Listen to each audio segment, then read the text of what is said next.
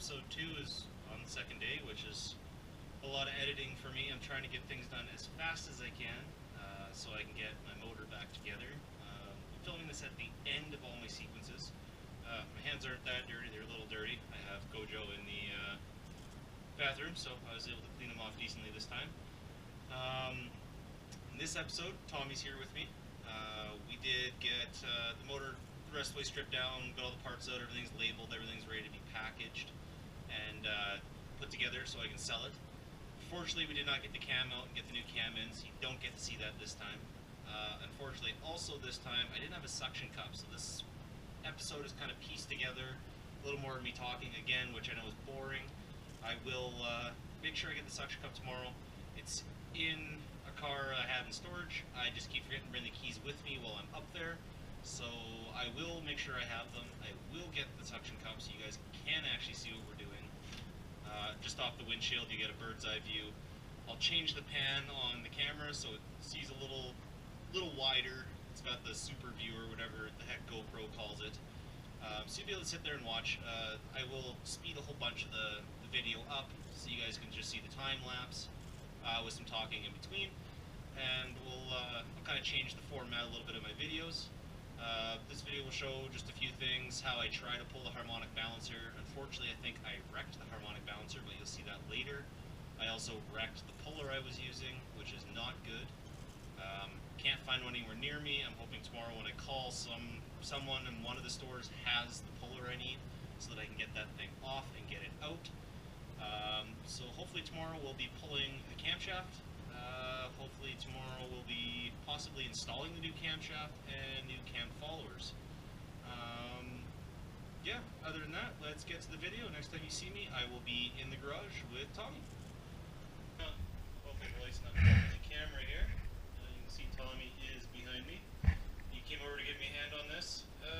Nowhere in town has a harmonic balancer puller, period. I gotta drive like 45 minutes out of town to get one. So what I have done is I've taken a 3-jaw puller that was not big enough to go around the pulley and taken the arms off and bolted the moving parts right to the harmonic balancer, and I'm just going to try and use it like a normal puller. We will see how this goes. Alright, so plan failed. I got this together, I can't get it back apart. Now you can't see in there. I tried to use a socket as a buffer against the crank. My theory worked, socket was softer. Unfortunately, the threads on this were even softer than that. This was not strong enough to pull the balancer off, so I'm going to have to do the drive tomorrow at some point to go find a balancer somewhere in town. If I have to buy one, I'll buy one. I prefer to just do the rental program through Crappy Tire because it's free. Yeah, so right now we're just going to pull heads off. Get the intake back off because I put it back on there. I'm sure you saw that in my first shot as I was looking down. Intake's back on, valve covers are back on, everything's back on, but nothing's actually bolted down. It's just there to keep the dirt out. This time I'm actually going to pull everything out and I'm just going to cover everything with a garbage bag, keep all the debris out. But I need the heads out so I can start cleaning them and getting them ready for the modifications I'm doing next week. So next shot, we will show you the engine after I've stripped everything out. Let's see how good this thing looks inside. Hey, so we're back again. Heads are off, as you can see there, facing away from me for the side to side. Not that it matters, they're asymmetrical. So this is now what we have sitting here. Pistons are a little black. That's because I was super heavy on fuel. My O2 sensor, it's a wideband obviously for the MSD setup, was just in one manifold, so it didn't know what it was doing. It was always rich, and that's what I get. The pistons look a little wonky. I haven't fully decided yet if I am going to finish pulling this block out and strip it right down to nothing and just reassemble it later, or if I'm going to just leave it alone, clean the tops of the pistons, and we'll go from there. And at this point, realistically, with a couple of straps and me and Tom standing in here, we could probably pick this fucking thing up. So yeah, let's not go there. Other thing I wanted to show you, as I was saying last night, how nice all these parts are.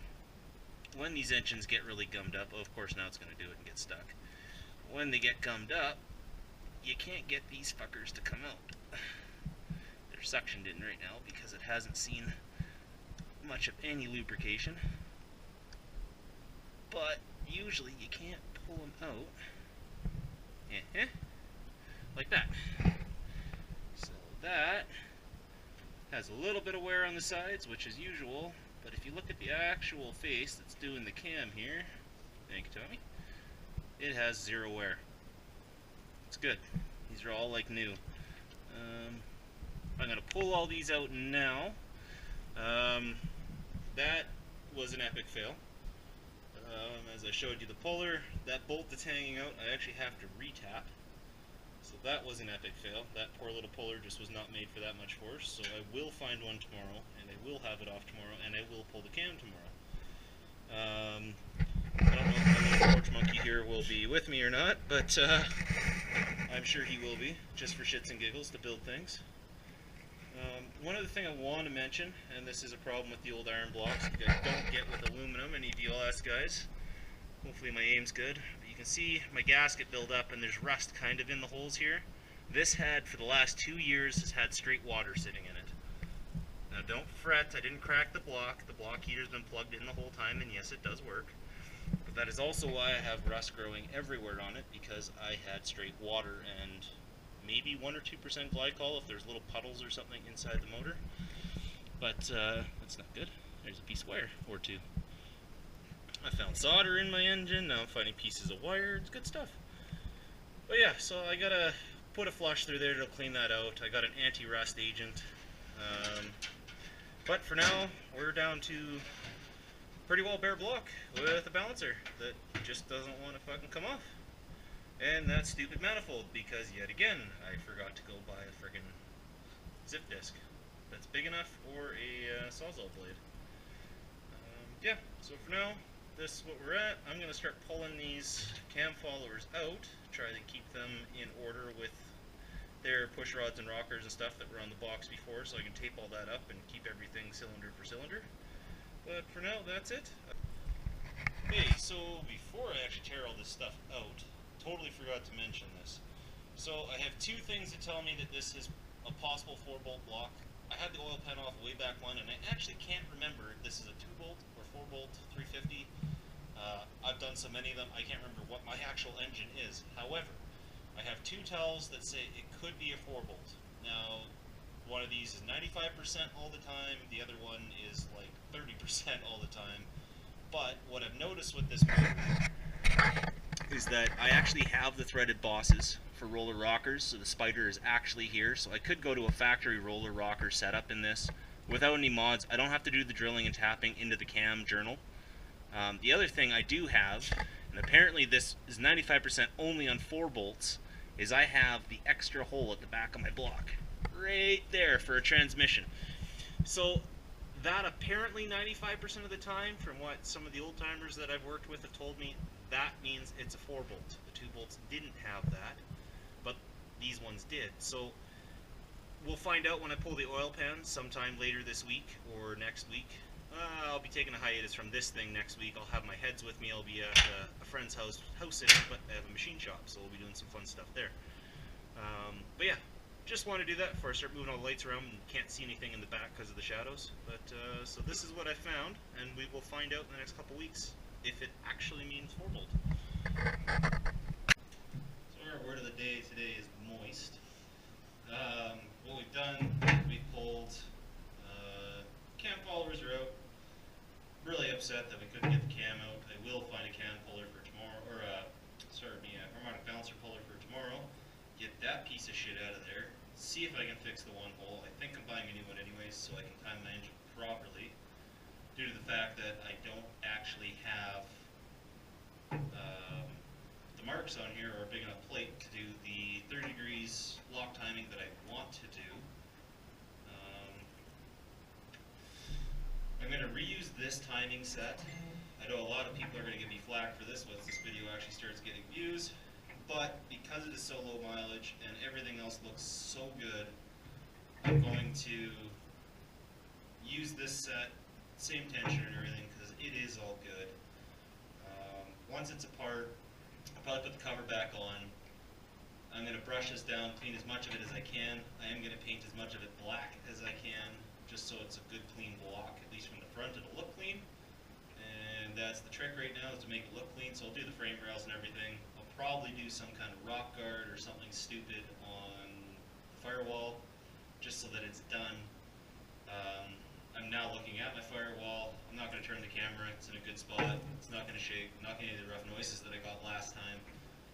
But I got wires sticking through I got to get rid of. And then I got to start planning out and marking out my airbox that I'm going to make. I will do a full video, or probably a 2-video part on that, making a full aluminum box. I'm not TIG welding all my stuff. I am actually just aluminum brazing all of it. You can get pretty much weld strength out of a good brazing rod, and none of my stuff is holding pressure or enough pressure to worry about it. So it's non-structural stuff, so I'm going to do the brazing. Tomorrow I will pull the balancer, hopefully get the cam and everything out. I was thinking I was going to have to cut, there's a vertical support here right in front of the rad. I was thinking I might have to cut about 8 inches or 10 inches out of that, or cut the whole thing out, re-weld it in later. Looks like I might have just enough room in this old engine bay to pull the cam out the front and put the new one in. Here's the hoping. Of course, I'm not going to be able to actually use a cam installing tool, which is the handle you bolt on the front, gives you a little extra leverage. I'm going to try and just use the 3 bolts on the front, grip those, and guide it in. The small blocks are not that heavy. I will have to pull this one out, do some measurements, make sure my bearings and everything are going to line up. I'm hoping these same bearings will work. I know I should put upgraded bearings in there. I run AMSOIL, I sell AMSOIL, so I use it. I'm going to do the Dominator series in this for when I do run it, because I'm not worried about drain intervals. It's going to get it, every so many runs, it's just going to get an oil change versus going so many kilometers. Even though I will partially daily drive this thing, it's mostly going to be for car shows, for going to the track, for doing little random things with. Yeah, so I mean, right now I've almost got the block stripped down to where I want. Tonight I'm going to tape a garbage bag or silicone garbage bag over the whole top of the motor. A little bead of silicone or some tape or something. Get it sealed so nothing falls in it. Made the mistake of not realizing the roll paper towel I had a wire brush close to being used on it. So I'm going to have to go through and very meticulously clean the entire top part where the cam followers are, as there is little pieces of wire brush everywhere in there. I got, I think, 95% of them out. I still got to go fishing for them. When I pull the cam out, I'll double check. But at this point, it looks like I may actually, after I pull the transmission, have to pull the block so I can stick it on an engine stand and go through and strip the block down, make sure it is clean. At that point, of course, I will paint it properly. And then I might even just do the rings and everything like that on it at the same time. I haven't gone that far into planning yet. As well, I still haven't gone to grab my damn suction cup. It's up at one of our vehicles that's in storage at the moment. It's in the glove box. I need to get up there with the keys and get the suction cup, pull this damn ugly hood that's kind of got the insulation hanging down. It's gross. Don't really want that above my engine either because of the dust. So once I get this bagged, I may start, and the cam out, I'll start pulling this damn insulation off, throw it in a garbage bag, and get the hell out of here. And a few other things I gotta do. I gotta get some fittings for running oil lines. I'm gonna get a fresh oil line kit for my gauge. I found my gauge cluster earlier in the day when I was in the back of the truck looking for some tools, and it shattered. So all my gauges are now loose, aside from like 2. That's a full rebuild. Like I said last night, I was gonna have to rebuild my dash. So now it's a guaranteed. I gotta redo my entire bezel set, make it better. Not too concerned about that. I want to do it anyways. It just finally gives me the excuse. How in depth I get on that, I'll see. I'm kind of lazy when it comes to shit like that because it's appearance stuff, not function, and I don't care what it looks like right now as long as it goes fast. So we'll see what happens there. But as of right now, this engine is quite moist. Good. We will finish going. I will get the blade that I need, or the pack of blades I need to cut my exhaust off, finally get that out. And I'll get this balancer off, get the cam out, we'll go from there. I will have the suction cup hopefully tomorrow, so I can just stick you on the windshield. You get a bird's eye view of how we're pulling this cam tomorrow, or me. I don't know if Tommy's gonna come be my little engine bay monkey again or not. But yeah, I'm gonna start getting things off, getting them cleaned up, getting ready for paint, masking some things off.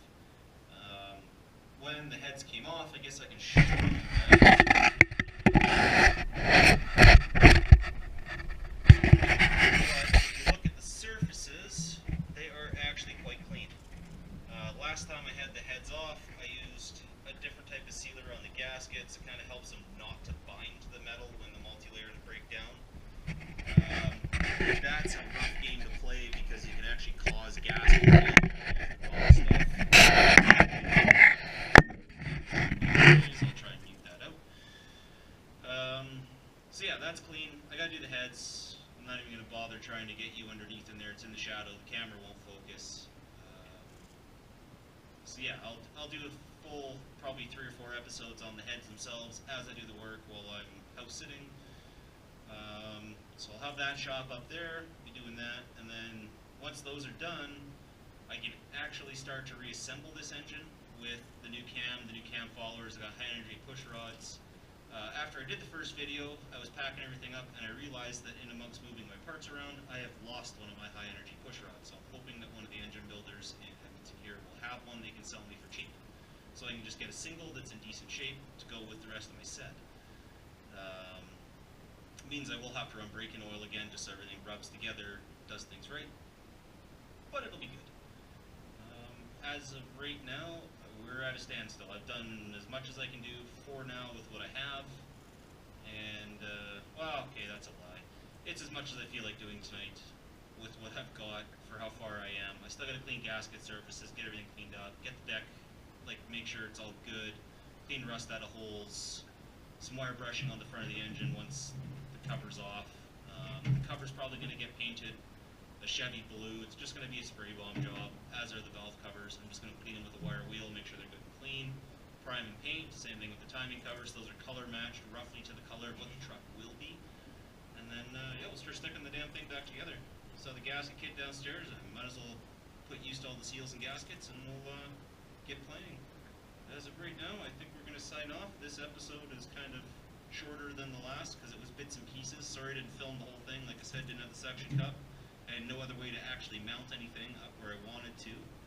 So for now, this is where we are, and yeah, have a good night. I will see you probably tomorrow night with another episode.